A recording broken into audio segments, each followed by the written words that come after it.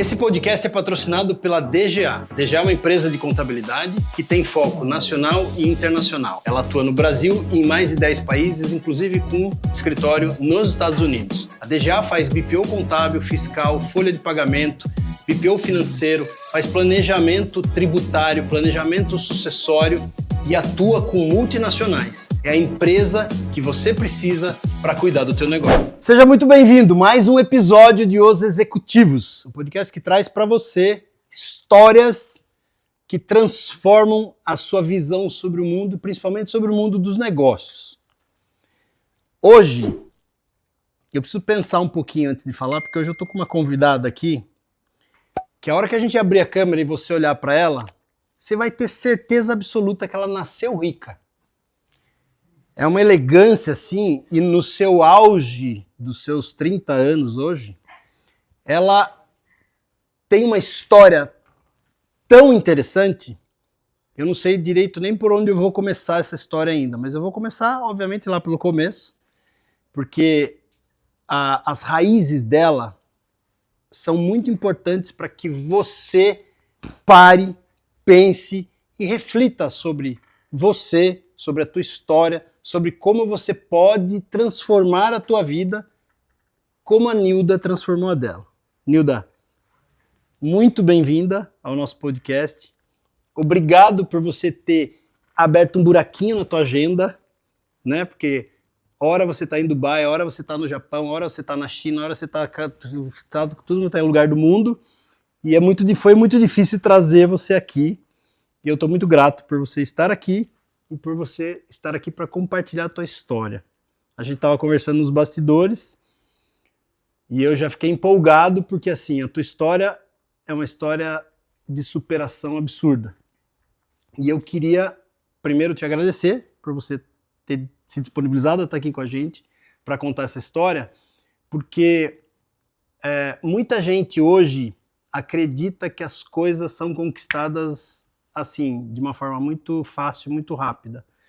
E você traz dentro da tua história uma história de crescimento e positividade absurda. Então, obrigado por você estar aqui. E eu quero começar te dando a palavra, obviamente, e a gente vai começar lá do comecinho, lá na roça nós vamos começar hoje. Uau! Muito obrigada, é um enorme prazer estar aqui com vocês. Obrigado pelo convite, é uma honra participar com você aqui desse bate-papo. Legal, vamos lá. Bom, eu sou a Nilda Cristina Mosoni Papas. Minha história começou lá na roça, né? Eu nasci num sítio, né, numa zona rural, sem eletricidade, sem água encanada, né? E a gente, acho que minha primeira tarefa foi carregar a água, ajudar minha mãe a carregar a água da mina, 1 quilômetro de distância.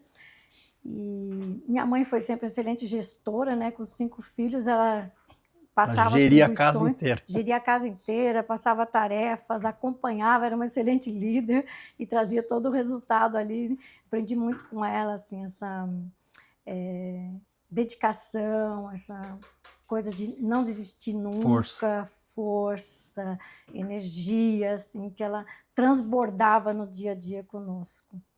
E, aí comecei lá, então, na roça, aí ia para a escola na zona rural, né? Na zona rural faltava alunos, então já entrei com 5 anos de idade, na época era 7, então estive sempre à frente na escola, muito dedicada, e a pé descalço, né? na escola.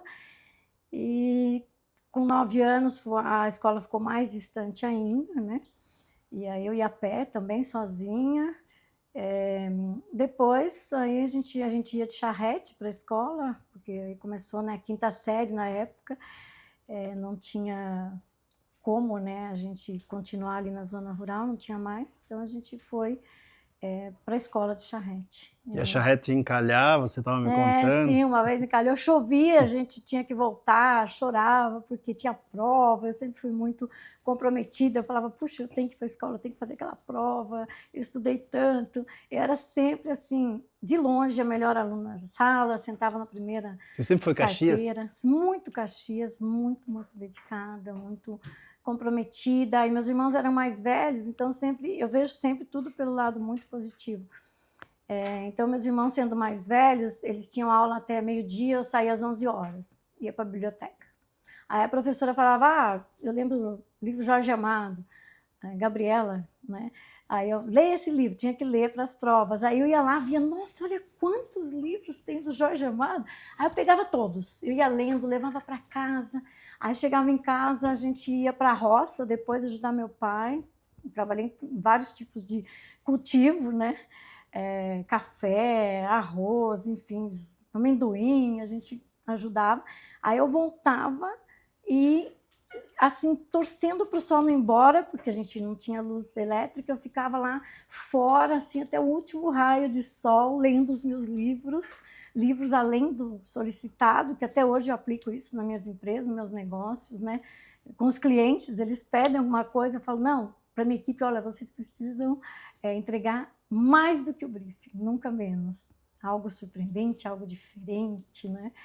Então, eu ia sempre fazendo um pouco mais, eu falava, eu vou todo dia fazer um pouquinho mais, tanto na escola, depois quando primeiro trabalho, enfim.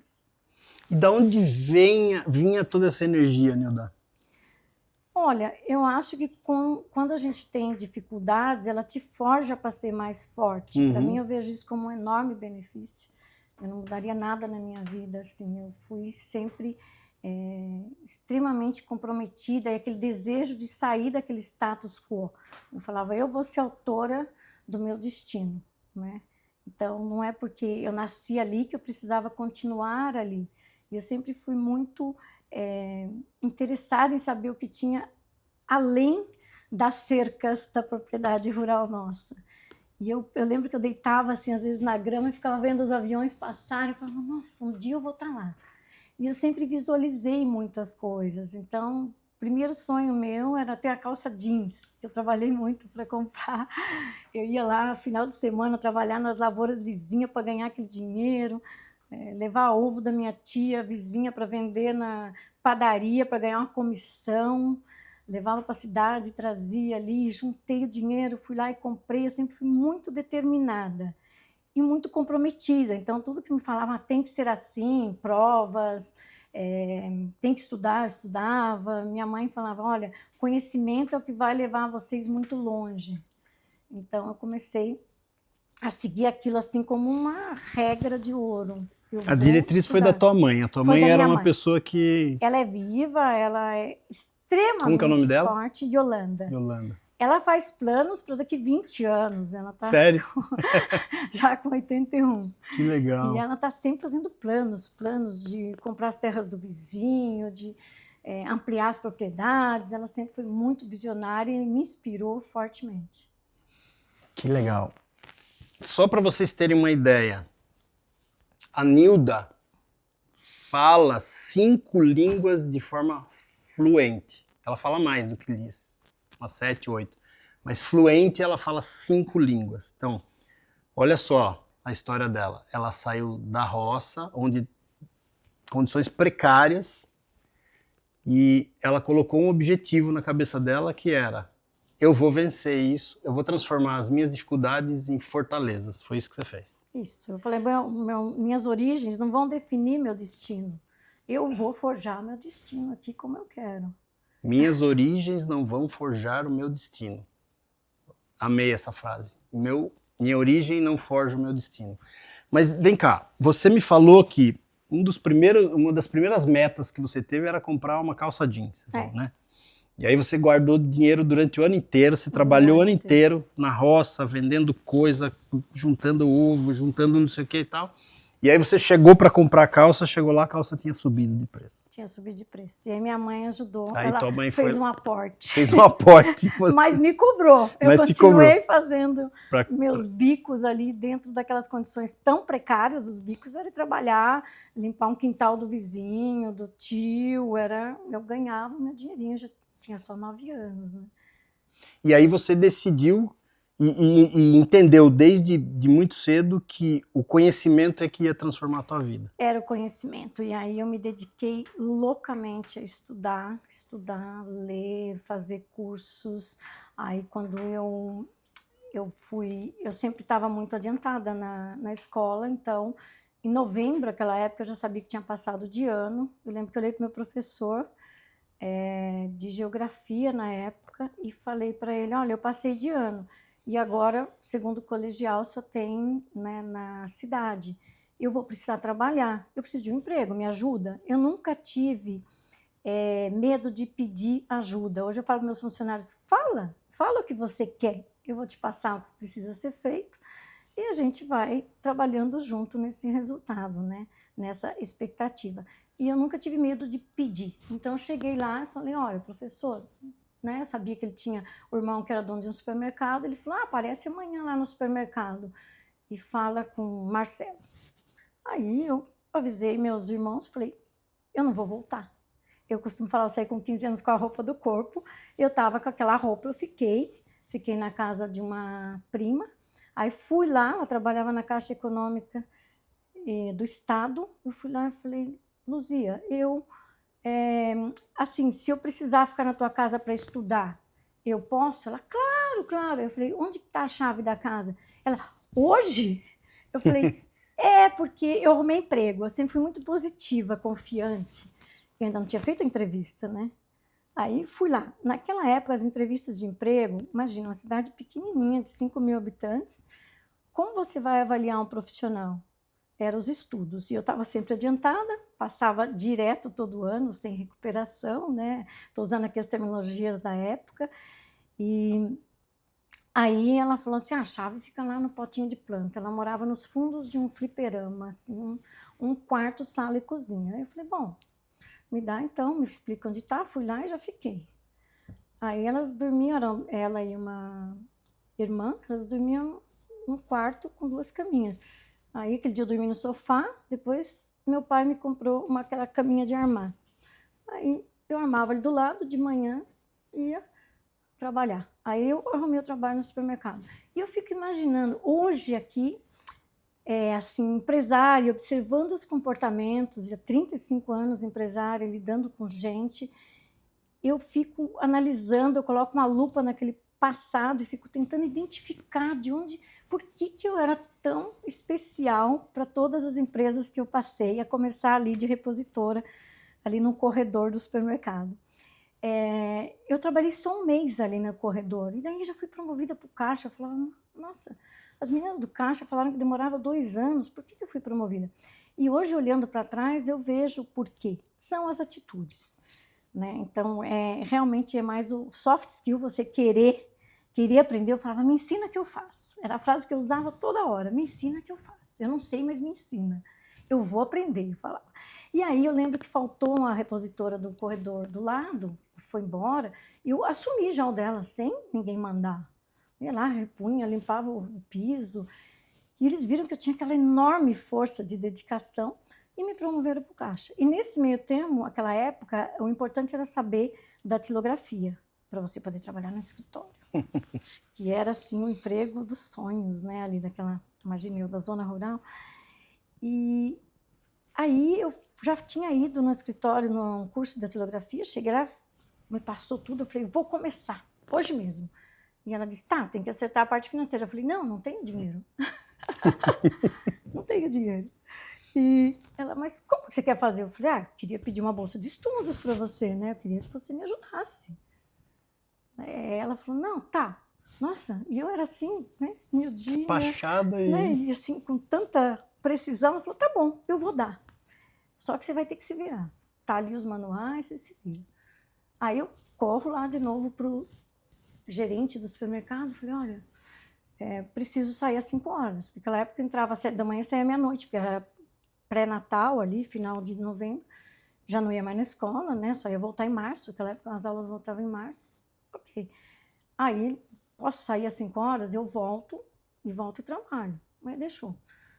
Aí, você saía, ia fazer o curso e voltava. E trabalhava até meia-noite.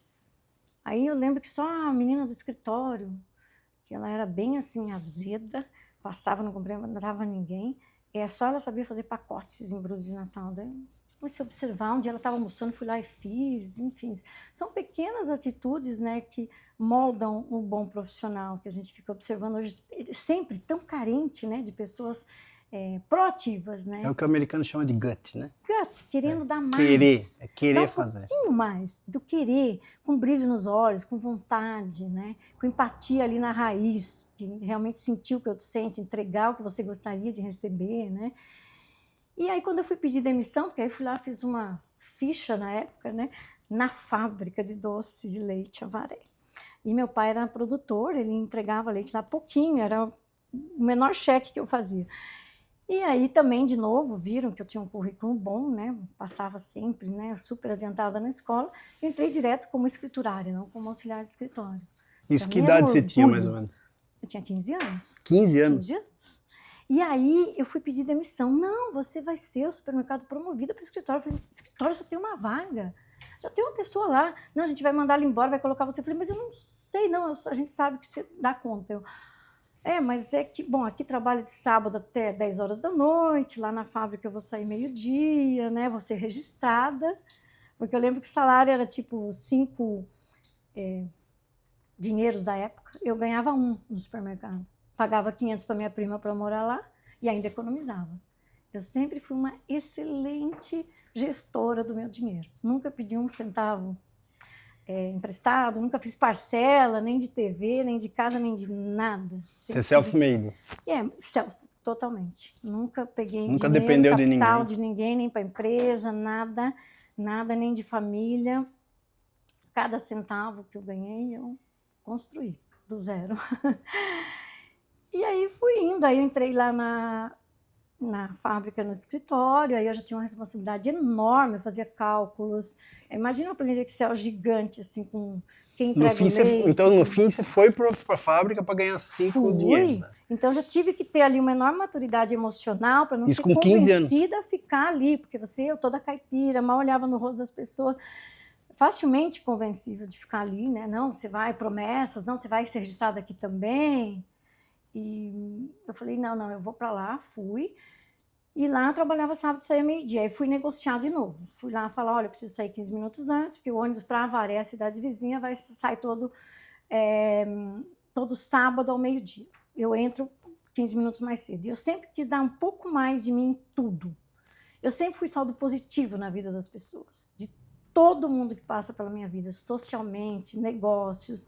Eu sempre quero dar um pouco mais do que eu recebo. Então, eu lembro que eu falei, eu vou chegar 15 minutos antes, eu chegava meia hora antes na fábrica para fazer todo o meu trabalho, e eu ia lá, pegava o ônibus e ia para Avaré fazer o quê? Estudar inglês. Isso foi meu irmão, ele falou assim, olha, o inglês vai mudar nossas vidas, vai lá fazer inglês. Ele era mais velho, já estava também fazendo, aí vou eu lá de novo. Quero bolsa, não posso pagar. E eu até já podia, assim, mas eu economizava tudo que eu ganhava. Aí já estava no 2º ano lá, comprei já um terreno na cidade, e tudo à vista, eu guardava tudo. Aí comecei a fazer inglês. Os teus irmãos eram assim também? Meus irmãos, eu acho que eles tinham, assim, expectativas diferentes, né? Eu até dou um exemplo curioso, que isso eu aprendi com meu marido, que a felicidade é expectativa menos realidade. Eu tinha expectativas, visões muito futuristas e altas para a minha realidade à época, porque não eram tão grandes. Lá no começo eu queria trabalhar no escritório, ter 4 calças jeans, ter um tênis da moda e trabalhar no ar-condicionado. Aí elas foram se ajustando às minhas expectativas. Elas vão ampliando. De acordo com o que eu ia vendo, que eu era capaz. Ou seja, a tua realidade vai mudando, a expectativa acompanha, né? E também aquela força, né? Você estava perguntando antes de onde vem tudo isso. Eu acho que aquela força que a gente não sabe que tem, mas só sabe quando você vê que ela é a única opção para você realmente evoluir e sair dali. Então, a gente se dá conta que ela existe. Todo mundo tem. Você precisa acionar. Eu costumo falar hoje, né, na empresa, você tem que acionar o botão do querer lá dentro. Então, se você quer, ali com rotina, disciplina, você vai embora. Né? Mas você acha que muito dessa força interna que você tem, ela veio da estrutura ou da base da tua mãe? Tua mãe que foi a propulsora? Quer dizer, eu acho que você tinha uma sementinha ali e a tua mãe regou essa sementinha? Ou não? Ou isso foi seu, natural, foi... Eu acho que é natural, uma Tá. parte, mas minha mãe regou. É aquela coisa, você fala, você dá um treinamento. Eu costumo falar assim, o pessoal não está ouvindo. Eu falo, se ouvir 10%, para mim já é melhor do que zero. As pessoas são diferentes, têm expectativas diferentes. A minha mãe falava igual para todos nós, mas para mim aquilo era muito mais forte. Tá. Todas as emoções, tudo que eu conto, tudo que eu vivenciei, para mim era muito forte. E eu vejo, às vezes, meu irmão nem lembra. Eu lembro tudo que minha mãe falou, tudo que... Ela dava aquele direcionamento e eu ia com tudo. E é assim, é como você tem uma equipe, você fala, você vê que um sai fazendo imediatamente depois que você falou. Outros nem tanto, outros meio termo. Eu acho que são naturezas diferentes de pessoas. Mas você acha que é possível, ao longo da vida, a gente melhorar esses filtros, né? Que eu digo assim, eu tenho muito essa discussão com sócios e tudo mais, que é a história da lente, né? Quer dizer, cada um tem uma lente para a vida, né? Que nem você falou, tua mãe falava, a tua lente captava aquilo com muito mais energia, muito mais força. Você acha que, assim, essas lentes, elas são doutrináveis do ponto de vista de, assim, se as pessoas receberem treinamento, orientação melhor, você acha que elas conseguem melhorar essas lentes? Eu acho que consegue melhorar, mas se você quiser melhorar, você precisa querer. E do teu ponto de vista, como é que a gente provoca esse querer? O teu é natural, pelo que eu estou entendendo. Sim, muito Sempre foi natural. E até hoje é natural. E até hoje. Eu trabalho com muita comprometimento e dedicação igualzinho naquela época. Sem ter a motivação da necessidade financeira hoje. Mas é a mesma seriedade. Só para a gente dar um parâmetro aqui para quem está nos ouvindo. Quem é a Nilda hoje? A Nilda hoje é dona de uma empresa com mais de 100 pessoas trabalhando, é investidora, enfim, conta um pouquinho de quem que é a Nilda hoje. Tua empresa faz 3 eventos por dia, você me falou. Em média. Em média. No ano passado nós fizemos 869 eventos. Eu tenho uma agência de viagens especializada em eventos corporativos e viagens de incentivo. A maioria, o nosso core business são as viagens de incentivo internacionais. E fazemos muitos eventos corporativos nacionais. Nossos clientes são 95% multinacionais, 5% empresas brasileiras. E a gente não atende público individual, FIT, for Individual Travelers, a gente atende só empresas, né? E esse é meu negócio, né? Meu bebê.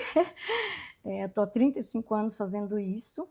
Por isso que você está cada hora num lugar do mundo, Cada hora num lugar do mundo. Eu acabei de chegar de uma viagem de 38 dias, 3 continentes, 16 cidades, 18 hotéis. Ou seja, você tem, além de tudo, de toda essa história e essa positividade que você tem, hoje você tem o trabalho dos sonhos de qualquer um, né?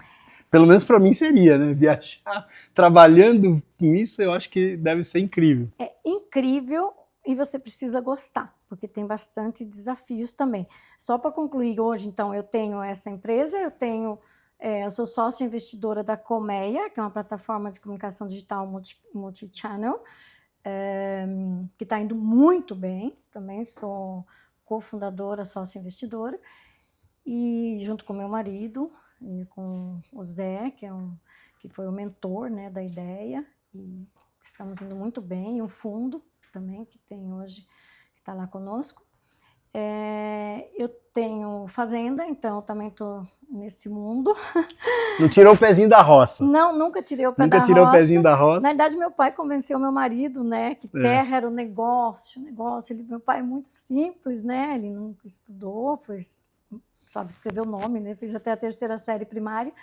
Ele pegava para mim, mostrava, ele pegava o globo assim, no mundo dele e falava: filha, compra a terra, olha o globo, isso aqui é finito. Uma hora acaba, assim, não é uma coisa escalável, né, exponencial, que vai se construindo, ele fala um prédio em cima do outro, um andar em cima do outro. a terra é terra, você tem que comprar terra. Ele falava. E aí ele me convenceu meu marido, a gente hoje tem a fazenda alugada parcialmente para eucalipto, a gente também tem diversas culturas, e eu estou sempre comprando uma terrinha, esse ano já comprei uma aí também um pouco mais distante, estou hoje fechando uma outra lá no interior perto da minha mãe super visionária, está sempre. Mas você tem, além dessa locação que você faz, você tem alguma atividade do agro também que você atua diretamente? Sim. Nós plantamos, cada ano a gente vai revezando as culturas, já plantamos soja, milho. Eu amo a terra. Então, assim, são minhas raízes. Eu falo que eu vou para a fazenda no final de semana, aqui em Tatuí, pertinho, 1h30, pela Castelo. Eu vou lá, eu passo um final de semana, parece que eu fiquei de férias 15 dias. Eu nasço assim, com o orvalho, com o cantar dos passarinhos. Eu tenho assim, uma conexão com a terra. Que legal. Eu adoro, com a paz do campo. Uma enorme conexão. E eu tenho um terceiro negócio também, que eu alugo imóveis, eu compro imóveis e mobilio, alugo. Estou com 3 lá na Avenida Atlântica, no Rio, que durante a pandemia dei um clique ali, comprei um prédio novo. Está indo super bem, mas eu compro assim, fazendo contas, investimento, retorno sobre investimento. Eu fiz o estudo da diária média da região, os hotéis vizinhos, 5 estrelas. Eu estou ali a 2 quadras do Copacabana Palace, e prédio novo, fiz todas as contas e está dando exatamente a perspectiva otimista. E esse mundo de executiva, né, que você vive hoje, porque você é uma executiva de eventos hoje, mas sim, hoje você já você é multifacetada, como você mesmo falou, sim, né? Você está em várias áreas e tudo mais. Qual que é o segredo do sucesso dos seus negócios? Ao que você determina o segredo, são as suas características, é algum tipo de disciplina específica que você tem nos negócios, é a forma como você enxerga com positividade? Qual que é o segredo, Nilda? Eu acho que a excelência consistente, ela vale bem mais do que aquela genialidade preguiçosa.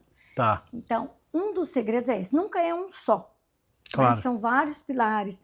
Eu acho que eu tenho definido muito ultimamente que o segredo é a empatia. Fala-se muito em empatia. Então, eu estou lá falando, né, no treinamento, empatia. Eu vejo os olhinhos dos estagiários brilharem. E ontem mesmo eu fiz um onboarding para 18 pessoas, um almoço comigo, a minha palavra, e eu falei justamente isso. Então, a gente está ali, eles pensam na empatia. Falou empatia, você já pensa em receber. Uhum. Tipo, nossa, que bom essa empresa empática, né? Ela vai me dar mais, meu chefe vai ser legal, compreensivo. E o que eu sempre falo, 360 graus. Então, você tem que ser empático com o fornecedor, com o porteiro, com o chefe, com o caixa da empresa, né? Se você está diretamente ligado ao business, ali, de produção, de vendas, de pagamentos, de cálculos. Então, assim, você precisa pensar em tudo. A empatia é dar e receber. E é sentir o que o outro sente. Então, não é só, também, ó, lá, en passant, como diz os franceses. Não, você precisa realmente entender e entregar aquilo que você gostaria de receber. E no nosso mundo de hospitalidade, é fundamental. Eu costumo dizer que as pessoas todas no mundo, elas querem atenção. Sua esposa quer atenção, seu vizinho quer atenção, seu funcionário quer atenção, seu chefe quer atenção. No momento que você dá atenção, você transforma o resultado. Então, atenção àquele briefing, deixa eu entregar exatamente o que ele pediu e um pouco mais. Deixa eu já passar uma consultoria aqui mais conclusiva, que facilite a vida das pessoas. E isso não é só no alto padrão de business, em propostas de 10 milhões de dólares, eu costumo falar para minha equipe, é em tudo. É na conversa de WhatsApp com o RH, deixa eu ser mais claro aqui, porque senão a pessoa não vai entender. Deixa eu já passar uma coisa mais conclusiva, né? Socialmente. Então, onde eu passo, eu acabo virando um pouco referência, líder, convidada para participar, de organizar as coisas, porque eu vou fazendo já pensando no que a pessoa está querendo. Então, estou lá no grupo de vizinhos, eu vejo alguém precisando de alguma coisa, eu às vezes vou lá na internet buscar para entregar. Paro o que estou fazendo, vou ver minhas anotações para dar uma consultoria de viagem gratuita. Porque é o que eu gostaria de receber. Que é a história que você diz que você sempre deixa um saldo positivo em qualquer relação que você participe. Qualquer relação. Mas como é que você consegue lidar com isso? Porque assim, dentro da tua dinâmica de vida, eu tô aqui pensando, né? Como é que eu aplicaria esse teu conceito na minha vida, por exemplo? Se eu fosse deixar um saldo positivo, não que a gente não queira, óbvio que gostaria muito de fazer isso, mas como é que você gerencia teu tempo para fazer isso? Porque o tempo hoje é o ativo mais escasso e mais raro e que mais tem valor pra gente. Como é que você administra isso? Então, aí é uma boa gestão, é uma boa organização, aquilo que eu falei lá atrás da disciplina, né? Da excelência consistente, voltando também à empatia. Para você ser empático, você tem que se organizar, tem que ser muito planejado, muito organizado. Eu estava agora a convite no Peru, eu estava lá e todo mundo, mas por que você está tirando foto? Por que você está anotando? Por que você está anotando? Eu, não, porque se alguém pedir alguma referência de Peru, vão ver nos meus posts que eu estava aqui, eu já tenho tudo pronto. Então você se organiza. Tem que se organizar, tem que ser ágil, tem que ser objetivo e acordo cedo. Eu acordo às 5h30, eu já fiz minha academia das 6 às 7h30. E ter disciplina. Rotina e disciplina, para mim, ela supera, como eu falei, qualquer genialidade preguiçosa. Então, as pessoas são um gênio, mas ela é toda atrapalhada, ela não se organiza, deixa tudo passar, não vai entregar, não vai conseguir. Como você falou, é muita coisa, muita coisa. Eu estava lá na associação de pais, na escola do meu filho, no meu prédio eu sou conselheira. Você tem que arrumar tempo, com organização, com planejamento. A disciplina é libertadora? É libertadora. É 100% libertador. Porque a maioria das pessoas acha que disciplina é algo que prende você, né? Você tem a disciplina de acordar todo dia, fazer... E quem tem disciplina sabe que isso é o inverso. Como que você diria para quem está nos ouvindo a transformação que a disciplina fez na tua vida? Nossa, tudo. Ela é tudo. Desde pequena, né? Desde pequena. Eu tinha que ler 10 capítulos, já lia 11 para ir me antecipando. Chegar um pouquinho antes, tipo, tá organizado, planejado, vou para uma reunião, eu vou ver o que está acontecendo com aquele cliente. Não, ele pode perguntar isso, deixa eu já ter a resposta. Eu costumo falar, quando eu trabalhava, daí quando eu me empreendi, eu estava com 23 anos, né, minha primeira empresa, e eu já estava como supervisora de marketing. Meu chefe pediu alguma coisa, eu falo que eu ia bater na porta dele, eu falo, e se perguntar isso? Não, deixa eu já levar. Não, mas e se perguntar isso? Não, deixa eu já levar. Então, assim, vocês antecipar com planejamento estratégico, tem que ser estratégico também, não é qualquer coisa. Você não pode se afundar num monte de detalhes não relevantes. Então, identificar, de novo, se fosse para mim, o que eu ia querer saber, o que eu queria fazer. Eu acho que é extremamente libertador.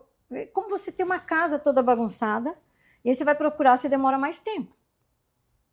Eu dou um exemplo da época, não sei se você é dessa época, que a gente tinha aquele guia de rua da Veja, que ele tinha mais de 300 páginas. Uhum. Né, na época que não tinha. Adorei ela perguntar isso. Eu sou dessa época. Eu adorei isso. Então, você é dessa época? É dessa época? Então, tinha aquele guia gigantesco que a gente tinha que pegar para ver. Ia num cliente, eu lembro, lá depois de Guarulhos. O que eu faço? Deixa eu pegar aqui. Aí, eu lembro que às vezes eu estava com tanta pressa, e uma vez eu falei, não, eu vou sair. Eu lembro mais ou menos o caminho. Errei completamente, cheguei quase 1 hora atrasada na reunião. Falei, não, nunca mais. Eu vou me planejar. Então, assim, às vezes você tem que gastar aquele tempo no planejamento que vai te salvar milhares de horas depois de problemas. Então, eu lembro que a gente juntava a página, eu ia passando um amarelinho, assim, saindo, minha empresa era no Campo Belo, saindo do Campo Belo, eu ia pondo aquele amarelinho até chegar lá, e pegava outra página, grudava, ia grampeando tudo. Não tinha Waze na época? Não tinha Waze, imagina, isso é novidade, né? Aí os Mas como é que você... Qual é a técnica que você usa para priorizar? Porque assim, o que você está falando de planejamento, organização, é a área que eu mais gosto, né? Eu já trabalhei muito na área de planejamento estratégico. Então assim, eu adoro isso, eu falo disso o tempo todo. Mas assim, a grande dificuldade sempre é priorizar. Como é que eu priorizo aquilo que é importante, aquilo que é relevante? Como é que eu trato, não deixo o importante para depois, para que ele não se torne urgente? Né? Porque tem muita gente que fica trabalhando só no urgente, fica se atropelando ali no urgente e esquece do que é importante. Como é que você prioriza? Que nem você falou, tudo bem, acordar cedo. Essa é uma das premissas. Você tem que ter tempo para se organizar e fazer. Mas quando você tem uma agenda muito pesada, que nem você viaja muito, está sempre fora, como é que você prioriza uma reunião? Você tem aqui mais de 100 colaboradores, você ficou agora 38 dias, você falou, né? 38 dias fora, viajando, e o negócio aqui, a empresa, como é que você prioriza, como é que você organiza todo esse processo? Olha, é interessante, é curiosa a sua pergunta, porque lá na minha empresa tem muitos processos, tem mais de 200 processos que eu mesma escrevi, que são reciclados semestralmente agora. Até antes da pandemia eu mesmo ministrava os treinamentos e as reciclagens em todas as áreas. Né? Você faz em quanto tempo a reciclagem? Agora, em 6 meses. 6 meses. Mas você recicla... cada gerente de cada área faz a sua reciclagem. Da equipe. A gente tem 14 líderes e eles fazem das suas equipes. Mas é curioso você falar, de novo, nunca é só uma variável. São sempre um conjunto de variáveis que compõem o sucesso de tudo e de como aqui no caso da pergunta priorizar. Eu estou no grupo de emergente, eu estou em tudo que é grupo. E eu olho os grupos todos os grupos, os internacionais estou em todos, os nacionais estou em todos, mas eu antes de dormir olho todos os grupos. E aí estava lá no grupo emergencial e o pessoal pedindo tanto pagamento emergencial, porque lá a gente tem regra, então pago dia 1, dia 10 e dia 20, é isso. Aí entra pagamentos emergenciais, a gente tem um cliente agora que tem muitos eventos conosco, de produtos estéticos, em uma empresa enorme, internacional, e tem muitos eventos. Então entra assim, às vezes de manhã para o jantar hoje à noite, e tem que pagar o fornecedor. Então, além de, claro, outros meios de pagamento, às vezes é um fornecedor muito pequenino, aceita cartão, etc. E eu tenho que fazer pagamento. Aí eu brinquei, até a gerente do Nacional falou, nossa, eu não me responsabilizo se isso não virar meme. Porque eu falei, gente, eu estou fazendo pagamento em cima do camelo no deserto, que eu estava lá em Dubai. Assim, você estar disponível também. É você que faz os pagamentos? Você que libera os pagamentos? Sim, eu que libero todos os pagamentos da empresa. Você tá maluca? Sim. É verdade isso? É verdade. Você não tem um financeiro que... Tenho. Gerente financeiro, tem equipe financeira. Liberar sou eu. Token. Sério? Sim. Aí eu falei, em cima de camelo, avião decolando, pegando internet. Hoje, graças a Deus, todos os aviões têm internet, mas às vezes você está voando numa área que não tem internet, né? Então, eu sempre, hoje normalmente, né, a maioria das empresas hoje, na classe executiva, ela já te dá a internet, já é automático, mas nem sempre está pegando, né? Tem trechos que você está... Você é centralizadora, Nilda? Então, já fui mais, hoje sou menos. Mas o que significa ser menos hoje, liberando pagamento em cima do camelo? Então... Eu quero entender essa. Eu estava no trem lá no Peru, liberando pagamento. Ai, cadê o sinal? Porque entrou um emergencial. Claro que eu tenho para tudo eu tenho plano B e C, né? Planos de contingência, matriz de risco, enfim, tem tudo. A gente faz tudo isso lá na empresa. Se você cair do camelo, alguém pega o celular e libera. Não, tem como. Tem os planos B, né? Mas, centralizadora. É uma pergunta muito tricky, né? Como diz os ingleses. Sim, eu adoro. Eu costumo falar, mas a culpa é sempre do líder. Isso é fato. No caso, minha. Então, eu descentralizo. Mas, quando eu vejo que não corresponde, eu volto para mim. Então, tipo, eu expliquei, eu fiz, a pessoa fez bem uma vez e outra vez não deu muito certo. Aí, eu tendo a voltar para mim. Tá. E que, de novo, tá errado. Sim. Porque a ideia, e aí, como é que você faz? Isso, como é que você faz? Na treinar prática. melhor, conversar, dar mais oportunidades E o que eu costumo falar para todos os meus gerentes, deu as oportunidades, treinou, consciência em paz, fez todos os processos transparentes. Eu tenho um dos processos não tão recentes, tem já mais de ano, é que cada líder só pode demitir se tiver tido todo um processo que eu desenhei na empresa, que é ter um processo de reavaliação. Na avaliação trimestral, ou se era grave na hora, no dia, sentou, conversou, formalizou, copiou o RH, está formalizado, isso é a minha expectativa, não atendeu, lá é tudo 90% para cima na empresa. Então, não atendeu, está abaixo, continua abaixo de 90%, deu mais uma oportunidade, tem que trocar. Quem pode trocar? O líder. A substituição é feita pelo líder. Então, continua a culpa do líder. Vamos lá, essa pergunta é interessante, Treinou, essa colocação, né? Essa colocação é interessante. Hoje,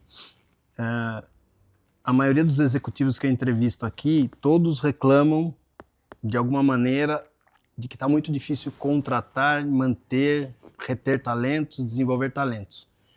Como é que você tem feito na tua empresa para contratar, reter, desenvolver e fazer com que ele perceba que ele pode crescer dentro da tua empresa? O que você tem feito hoje como executiva do teu negócio? São tantas ações. Dá umas dicas. Tem muitas fases. Uhum. Então, fase pré-pandemia. Sempre funcionou muito bem e eu sempre gostei. Acho que tem que dar um passo atrás para explicar isso. Eu, quando comecei no turismo, eu até falo que é OZB, no capítulo do livro de incentivo que eu escrevi, eu coloco a teoria do OZB. Eu não sabia nada de turismo, eu não era da área, eu não fiz faculdade de turismo, eu fiz tradutor e intérprete, pós em marketing e depois o pós-MBA, conselheira. Não tinha nada a ver com a minha formação. Então, tangibilizar conceitos à prática já é um desafio. Eu não tinha nem o conceito. Então, quando eu comecei a agência, o que eu fiz?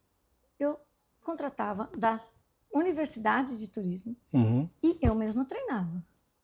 Treinava. Então, tive a primeira empresa há 10 anos, aí conheci meu marido no avião, aí ele saiu, ele era um alto executivo da Ericsson, ele morava nos Estados Unidos já há 10 anos, ele é grego, mas já estava morando lá há 10 anos, aí a gente abriu o Incentivari juntos, mudei de empresa. E foi paixão o primeiro voo? Foi, ele sentou do meu lado. Uma série de coincidências, não era para estar naquele voo, não era para... O meu avião quebrou, troquei o assento com uma cliente e aí sentei do lado dele. E aí, então, a gente começou a empresa, a Incentivari, assim, 10 trainees. Eu vou ensinar esse pessoal. E eu sempre tive o cuidado, assim, de ensinar, de passar aquela... por todos os tipos, de uma liderança. Então, assim, eu queria ser exemplo. Então, eu chegava, a primeira a chegar, a última a sair. Isso é um tipo, não é só isso. Claro. Eu costumo falar que se fosse só isso, a gente não fazia premiações aí para os clientes no palco, 40 anos, o chefe do chão de fábrica. Então, não é tempo de casa que define salário, né? Então, e nem só horas dedicadas. Então, eu chegava para passar aquela coisa. Coisa que a gente vê aquelas aves, que vai lá o líder na frente só falando mais alto e todo mundo segue. Então, assim, chegar, olá, bom dia, eu sempre chego muito cheia de energia, não preciso trabalhar isso, porque eu já sou assim. Então, eu chego, bom dia, tudo bem? Cumprimentando e dando aquele kick-off no dia. Aí, motivações, todos os tipos que você imagina. Então, assim, já paguei curso de inglês, já ajudei vários funcionários a comprar casa, empréstimos sem juro. Então, é um pedacinho aqui. Então, é uma motivação aqui, outra ali. Pagar cursos de inglês no exterior, paguei já para várias pessoas. Pagava curso de inglês na empresa. Hoje, a gente tem uma parceria com a EF para inglês para os funcionários. Gympass, a gente foi a primeira empresa... a segunda cliente da Gympass no Brasil. Então, sempre cuidei muito. A gente tem festas temáticas. Janeiro, fevereiro, março, junho, festa junina, festa do carnaval, festa do Dia das Crianças, todo mundo traz as crianças. Então, assim, tem a parte motivacional, tem a parte dos treinamentos intensivos. A gente pagou muitas faculdades para os funcionários. acompanhamento intenso, dedicação, carinho no ensinar, reciclagem, acompanhamento, treinamento, acompanhamento e clareza, transparência nos objetivos. Isso tudo de forma muito pragmática, isso tudo diminuiu muito o teu turnover? Eu praticamente não tinha uma época, os primeiros 10 anos, 15 anos, e tinha uma outra coisa muito curiosa, nossa empresa tem muitos processos, procedimento para tudo, bastante cobrança, eu quero entregar a excelência, então eu preciso que todo o meu time esteja alinhado. Você tem meta por mérito lá? Tem tudo. A gente tem o funcionário do mês, a gente tem premiação, bonificação anual, tudo tem um link com SLA para cada funcionário. Ele recebe o job description, o próximo passo que ele tem que fazer para encher aquela caixinha e ser promovido. Tem plano de carreira. Então, as pessoas estão sabendo o que precisa fazer para chegar a uma promoção. E isso eu estava falando tudo antes da pandemia. Agora vamos para depois da pandemia. Isso. Né? Que aí, sim, hoje o grande desafio, e com a empresa muito maior, porque quando você tem aquele grupo de pessoas, e quem saía sempre voltava. Eu tinha 90% de todo mundo que saía voltava. Eles reclamavam que tinha muito processo, saía lá fora e falavam, mas gente, lá não tem processo, a gente fica meio perdido, eu voltei. Então, tipo, eu gosto agora dos processos, tá? Porque ele organiza, é aquela coisa que a gente estava falando do planejamento prévio, de você se organizar para sobrar mais tempo, ter disciplina. Priorizar, ter disciplina. E aí você segue. Pós-pandemia, eu sinto que, assim, primeiro tem uma enorme escassez de mão de obra no mundo inteiro. Por quê? Isso é a minha análise. Porque tem uma mudança de mindset. Para que eu vou trabalhar tanto? Para que já fui morar no interior, a vida aqui é mais gostosa. Que é até uma tendência do turismo, né? Por buscar lugares menos cosmopolita, menos movimentação, mais well-being. Os hotéis agora estão tendo, todos os lugares que você vai agora, eles têm aquele tapetinho para fazer yoga. Tem um hotel em Dubai que foi inaugurado ano passado, até fiz um vídeo lá, que ele tem uma mini academia dentro do quarto. Então as pessoas estão procurando mais isso. Existe também uma publicidade gigantesca que está mudando o eixo. Antigamente era, não, você tem que trabalhar, você tem que... Esse carro, não, tem um novo, tem um lançamento, a bolsa tem uma nova. E hoje parece que todo o mundo, esse eixo do que é o ideal, também está mudando em vieses em todo o marketing mundial. Outro dia eu vi uma propaganda em Chicago que falava assim, você não vai ter nada e vai ser mais feliz, na TV. Então, existe isso que veio... do pós-pandemia. Pós-pandemia, ele veio endossar aquele sentimento que a gente saiu da pandemia. Eu também saí assim. Aquilo tipo, quem mexeu no meu queijo, eu falo. Porque, sabe aquele livro, né? Que estava tudo tão bom aqui no conforto. E que mexeu aqui? O conforto que eu digo era, a gente não precisava trabalhar, né? E foi gostoso, e não precisa comprar mais um carro novo. O meu carro tem ali, tem ar-condicionado, tá bom. A roupa, essa aqui, eu brinco que eu tenho uns terninhos, que às vezes eu vou em eventos, assim, festas de encerramento, eu tenho um que eu vou aqui numa massa, lindinho, que tem 30 anos. Eu preciso de mais. Então, assim, eu estou vendendo o meu ativo mais precioso, que é o tempo. Para adquirir coisas. Para quê? Para adquirir coisas que não estão trazendo tanta satisfação a mais. Então, eu acho que teve essa mudança de mindset. Eu até estava lá na minha casa de praia, lá no Panamá, e durante a pandemia chegou a corretora de imóveis tomar um café. E eu falei, aí, que pena essa crise. Ela, não, nunca vendi tanto. Eu falei, como assim? Você está vendendo? Mas como assim? Ela falou, tudo à vista. Eu falei, mas como? No meio da pandemia. Aí ela falou assim, não, as pessoas se deram conta de que pessoas próximas morreram e que a morte chegou mais próximo de todo mundo. A sensação de insegurança do futuro, e as pessoas estão querendo viver hoje. E isso reflete nas tendências hoje de viagens também, individuais e gerais, né? E daí, sendo individuais, as empresas que fazem campanhas de incentivo estão observando essa tendência e tendo a necessidade também de motivar, estão aumentando a quantidade de viagens de incentivo, de campanhas, tá? Assim, muito crescente no mundo inteiro. Eles estão vendo que só aumenta. Viajar é uma das coisas que todo mundo quer fazer. Mas como é que você, toda essa realidade nova, esse mindset, tudo isso que mudou realmente o comportamento, não só no Brasil, mas no mundo inteiro, como é que você readaptou o teu negócio? Porque assim, no final do dia a gente continua precisando de gente, por mais que tenha inteligência artificial, tem muita gente no movimento aí e tal, mas pelo menos o meu negócio ainda depende muito de gente, eu acredito que o seu também é um contato muito pessoal que você deve ter, né? Tendo essa quantidade de eventos. Gente, de novo, quase 900 eventos num ano, é isso, né? Sim, no ano.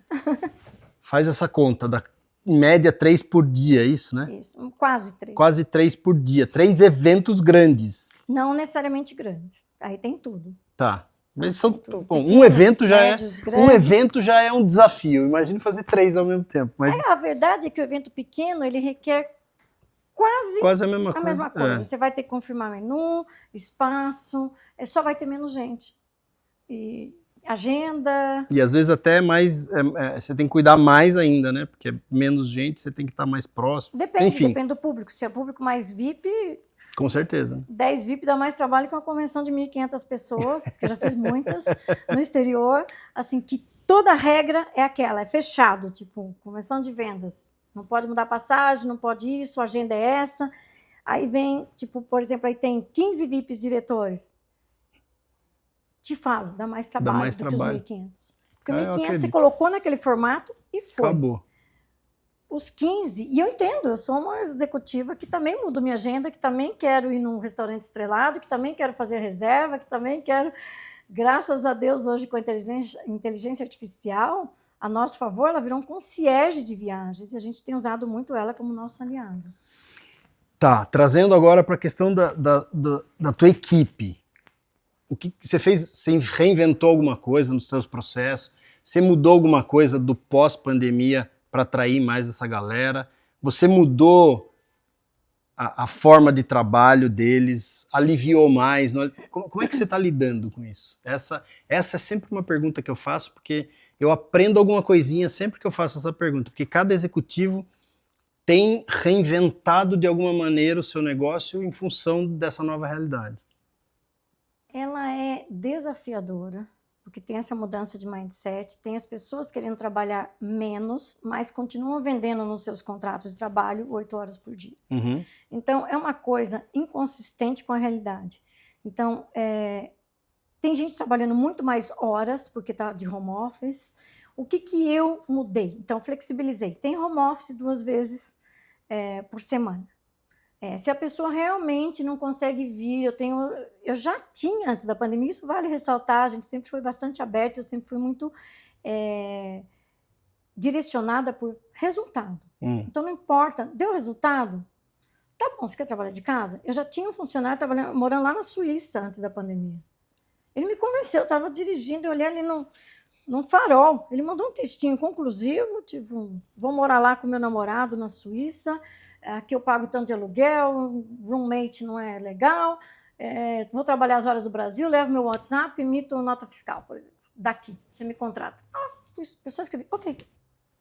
Então a gente já tinha um funcionário morando lá, eu já tinha um funcionário morando em Campinas, antes da pandemia. Então se a pessoa entrega o resultado, e eu acho que isso hoje é um enorme desafio, porque é difícil você ficar monitorando, é uma coisa muito... Eu acho rudimentar, é muito medieval, você tem que ficar lá monitorando. Então, a gente não monitora. Só que você precisa ter o resultado. Aí tem você mede o resultado, você não monitora a execução. Eu acho muito rudimentar, ainda mais no nosso segmento. Aí também tem que ver os segmentos, porque uma solução que pode ser aplicável ao meu negócio pode ser aplicável a uma empresa que precisa que a pessoa esteja ali, né, fisicamente todos os dias. Então, a gente quer o resultado só isso, né, daquele contrato, né, firmado. Tem gente que entrega muito mais e tem alguns que entregam menos. Então, o que a gente tem feito? Por amostragem. Então, a pessoa que não está entregando, eu não posso mudar as regras da minha empresa para que todo mundo vai ser punido, que é uma tendência em todas as empresas. Eu trabalhei antes de ter minha empresa em 2 multinacionais, uma americana e uma inglesa, Aprendi muito com eles, foi extremamente valioso para a minha carreira, e percepção, insights. As pessoas uma pessoa fez uma coisa errada, você vai lá e põe uma regra que afeta todo mundo.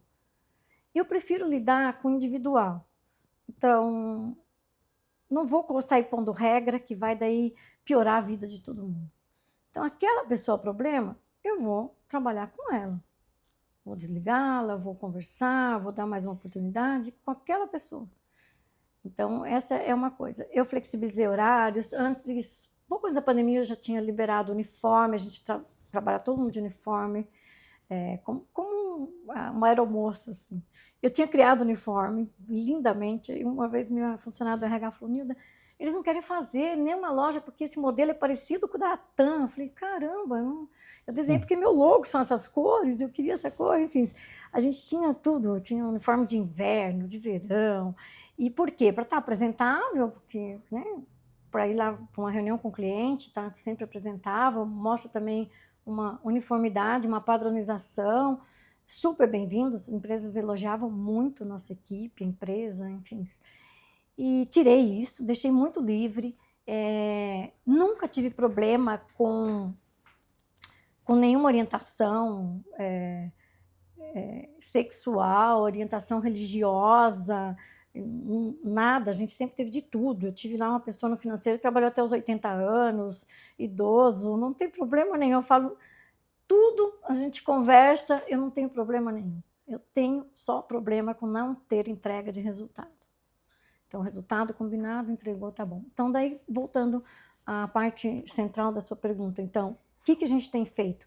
A gente já fazia muita coisa de benefícios, a gente aumentou os benefícios, voltamos a ter o curso de inglês, mais festas, convenção motivacional. Eu não faço minha convenção no começo do ano. Por exemplo, nós no ano passado fizemos em novembro. Por quê? Porque eu tenho que alinhar objetivos, estratégia. Antes, o meu negócio tem uma sazonalidade e um período, por exemplo, eu fechar uma viagem de incentivo, que a maioria é tudo acima de $1 milhão, como é que eu vou fazer? Não é o ano que vem que vai fechar para o ano que vem. A gente fecha 10 meses antes, um ano antes, e eu quero já estar com a equipe todinha alinhada. Então, com as metas, com os objetivos, então a gente tem a convenção, aí a gente tem uma campanha de incentivo interno, isso eu já tinha também, para os funcionários por área que atingem os resultados, eles vão para o exterior. A gente está na 5ª versão, já foram para Portugal, Punta del Este, Disney, agora tem a do Panamá. Você manda o teu time? Eu mando o meu time, que atinge as metas. Atinge as metas. Com direito acompanhante, exatamente como cliente. A gente tem muito isso lá, a gente sempre teve. Por exemplo, o brinde do dia do aniversário dos clientes é igual ao brinde que eu dou para os meus funcionários no dia do aniversário. A gente tem festa dos aniversariantes do mês. A gente é precursor. Eu fico orgulhosíssima, os concorrentes copiam tudo da gente. É a festa de carnaval, é a festa do Dia da Criança. Eu fico feliz, pessoal, continua copiando, porque o que acontece? Melhora o mercado. Então, toda a força trabalhista está mais feliz. E quando copiam as minhas soluções significa que está no caminho certo. Significa não só que eu estou no caminho certo, me faz sair da zona de conforto. Pô, copiaram essa ideia, deixa eu criar uma nova? Então, e eu vou criando. E a gente continua sendo referência, né, de qualidade. Muito bom. Nilda, o papo aqui é muito bom, né? A gente pode ficar falando aqui o dia inteiro, porque a gente vai falar de viagem, de coisa boa, de empresa, de negócio, de business, mas a gente está chegando na nossa reta final e eu queria te perguntar qual que é a tua visão de futuro? Ou seja, não só para o teu negócio, mas olhando um pouco mais macro, né? Você que viaja o mundo inteiro, como é que você está vendo todo esse movimento global? Como é que está o Brasil? Qual a tua visão sobre negócios fora do Brasil? A gente tem escritório fora do Brasil também, a gente sente um movimento diferente, a gente tem escritório nos Estados Unidos, a gente tem escritório aqui, a gente opera em alguns outros países, mas a gente percebe, eu ouço muito hoje empresário, cliente falando que quer ir embora do Brasil por conta da situação que está aqui. A gente sabe que essa situação vai e volta o tempo todo, mas muita insegurança no Brasil, a gente está vendo insegurança em outros lugares do mundo também, que nunca existia, né? Antes, pelo menos, Europa, Estados Unidos, você falava muito menos disso. Você que viaja o mundo inteiro, qual que é a tua visão sobre os próximos 5, 10 anos do Brasil e o que você acha que vai acontecer? Estamos tendo guerra de novo, está tendo um movimento esquisito. Qual que é a tua visão sobre tudo isso? Esses problemas geopolíticos, eles afetam o mundo inteiro e não deixa de afetar o nosso negócio. Eu falo que a gente tem sorte de estar tão bem todos esses anos, porque o nosso negócio é muito suscetível a qualquer variação assim, no mundo. Então, o câmbio sobe, as viagens internacionais tendem a cair, afeta. Guerras, terremotos, as mudanças políticas. A gente parou uma época de incentivar as vendas da Turquia, porque tinha mudado o governo, ficou não tão seguro.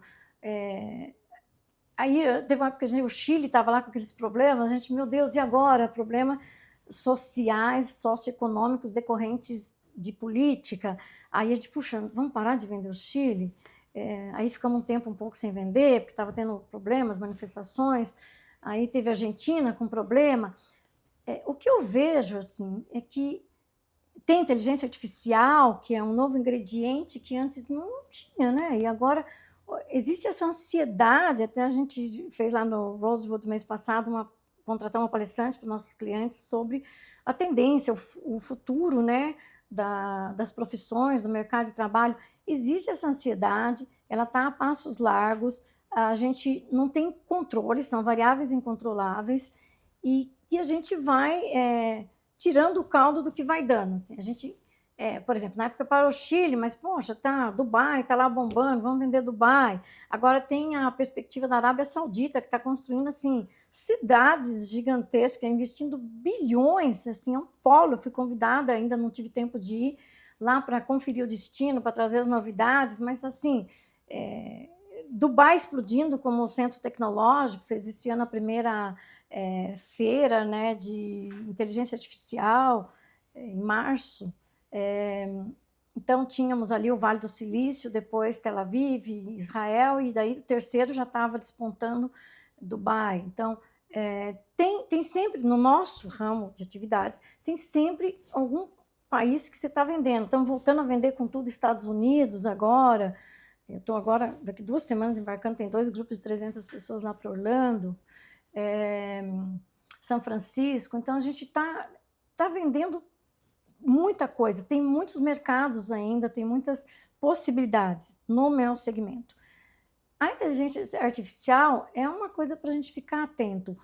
Hoje, o que eu aconselho todo mundo a fazer, a gente tem até metas lá por setor, todo mundo tem que se aliar a ela.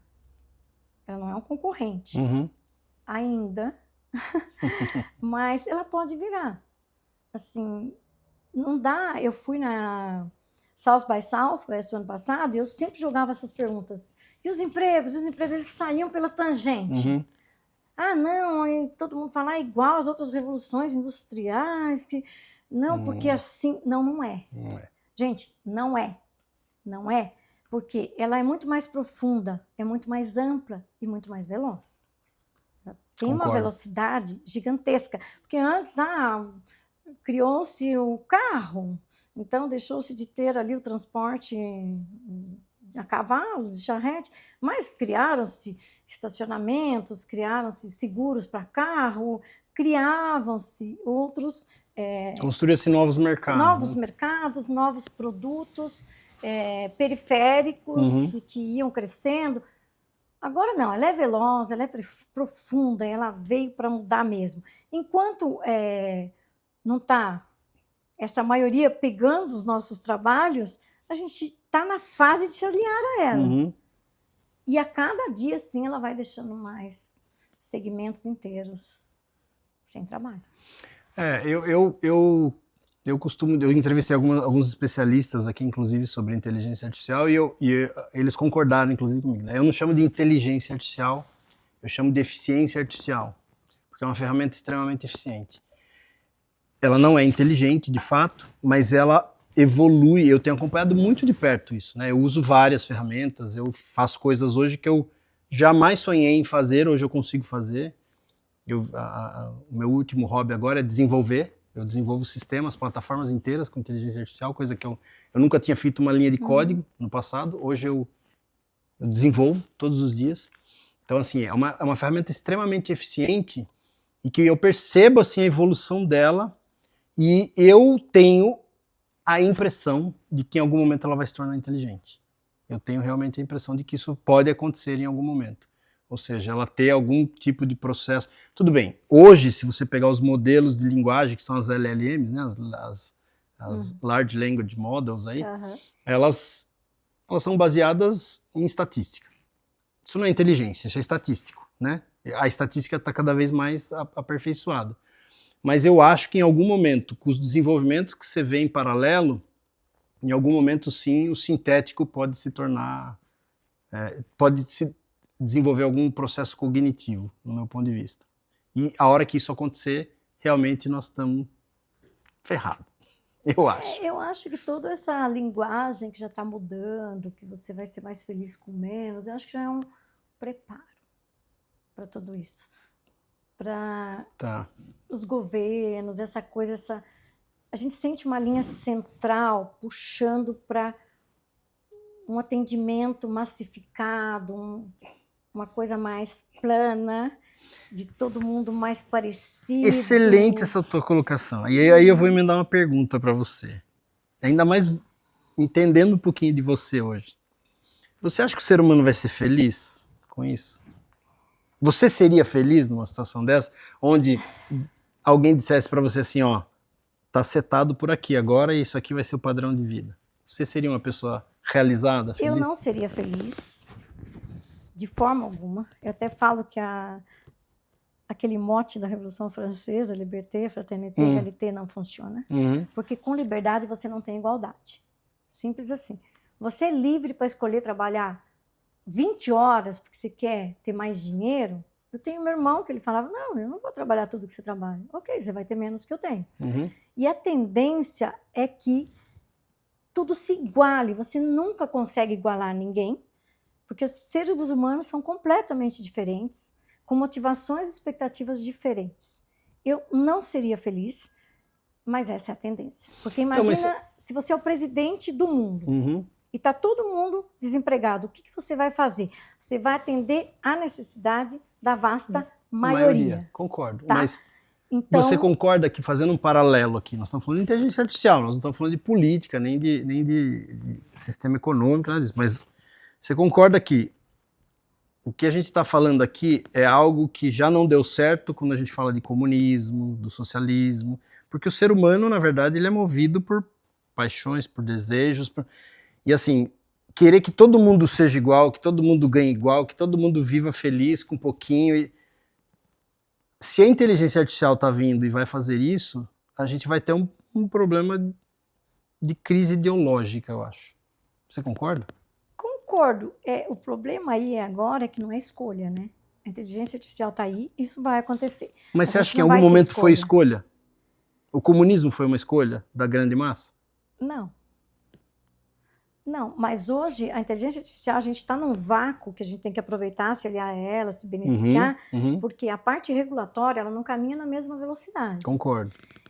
A hora que isso se encaixar, eu sou muito intuitiva, eu tenho uma visão que é coisa de 5, 10 anos, no máximo. E a gente vai estar... E o que eu sinto, isso é meu sentimento, assim, um pouco ver uma coisa aqui, outra ali... E, assim, eu consigo ver bastante coisa à frente. Nós estamos nesse caminho sem volta, não tem mais volta. Não tem volta, concordo. E que está tudo se alinhando para essa coisa central. Tem ali um país que dá uma saidinha, daí volta, e estão se alinhando para ser... Eu não chamaria de comunismo, mas é essa coisa de igualdade. Mas não vai ter escolha. Imagina você é o presidente do mundo. Então, está todo mundo ali desempregado e gritando na sua porta. E é 95% da população mundial ganhando menos que $2.000 por mês. Você vai arrumar uma solução. Não, $2.000 por mês ainda você chutou alto, né? Então, eu acho que é bem menos que pensando nos mercados, estou lembrando aqui de Europa, na época da pandemia, que tinha os países escandinavos lá pagavam 2.000, os mais pobres ali pagavam 1.500, que era a verba que eles davam, estou com essa coisa na mente. Então, mas pode ser menos, claro. Então, a média, vai lá, eu chutei alto mesmo. Aí, você vai atender essa maioria. E de onde você vai tirar dinheiro para atender essa maioria?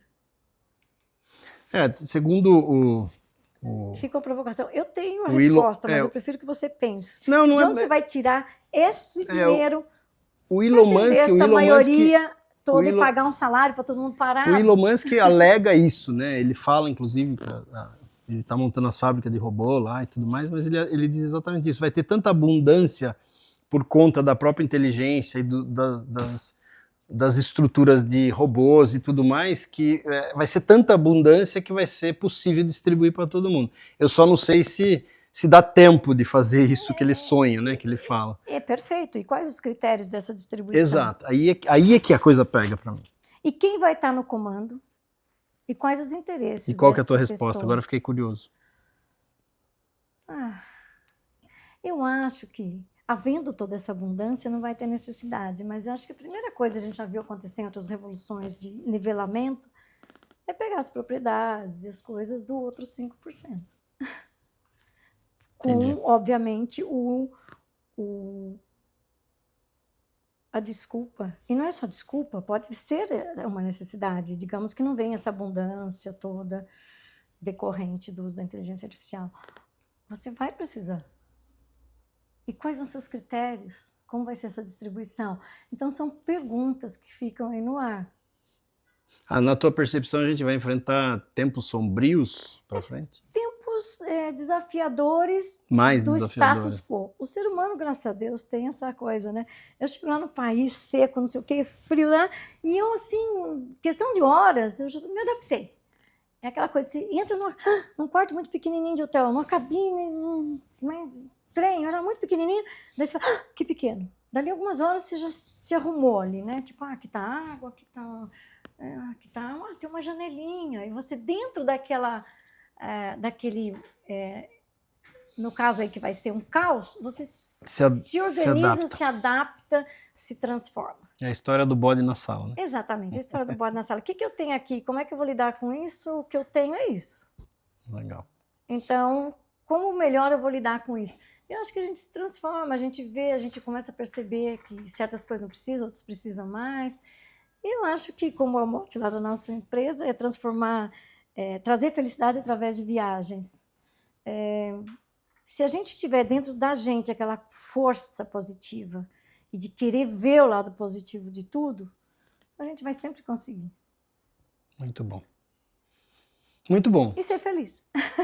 Muito bom. Você trouxe de novo a tua energia de não se preocupar com o futuro, e eu acho que isso é importante. Eu acho que isso é o cerne, tem que ser o cerne do ser humano, né? Eu acho que é isso. A gente pensar positivo sempre, porque quando você pensa positivo, você se adapta melhor, você reage melhor. Sim. E você supera muito mais rápido. Você supera tudo muito mais rápido, só vendo o lado positivo. Vai ter sempre negativo, mas eu vou focar nele. Vamos focar no positivo, né? Que daqui sai alguma coisa boa, uma energia boa, uma vibração boa. Legal.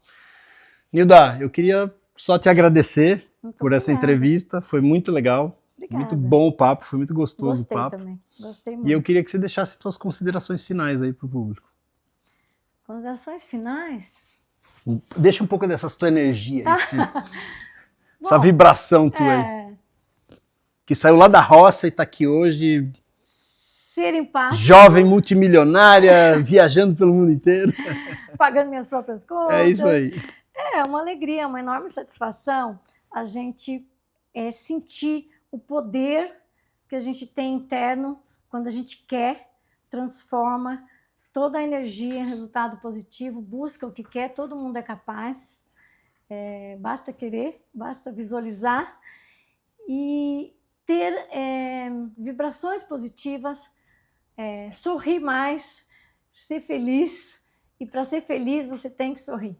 Eu, assim, ter essa coisa positiva, acreditar. Teve uma época que todas as minhas senhas não são mais, tá, gente? Era tudo acreditar, querer, pensar positivo, visualizar tudo positivo, porque a hora que você fala, eu quero, eu vou conseguir, eu posso, você sai já, parece que eu sinto que eu já andei 10 passos à frente. Eu vou, eu sou, eu consigo, e distribuir coisas boas para as pessoas, porque o retorno vem. Eu recebi muito mais retorno na minha vida, mas muito mais do que eu jamais sonhei. E eu não projetei tudo isso, mas fazendo sem nem pensar que era, eu não estou visando só dinheiro, só retorno, as coisas foram acontecendo e vindo. As pessoas gostam de estar ao lado de pessoas positivas, pessoas felizes, pessoas que agregam. Soft skill supera qualquer hard skill, porque com o soft skill você consegue o hard, você vai atrás, você quer, todo mundo te ajuda porque você é cool, você é legal. Então eu acho que essa é a minha mensagem final. Muito obrigado, Nilda, muito obrigado de verdade. Bom, é isso aí. Visualização, mente positiva. Eu acho que assim, a Nilda deu uma aula pra gente, né, de como se transformar, de como transformar aquilo que você pode entender que foi algo negativo em algo de força, resiliência e muito positivo. Então, fica aqui com a gente. Se você gostou desse episódio, não esquece de assinar, porque essa é a mensagem de Os Executivos. É como transformar a tua vida com as histórias dos executivos que passam por aqui e que se transformaram, que são resilientes e que tem sempre alguma coisa para te ensinar. Obrigado pela tua audiência e até a próxima.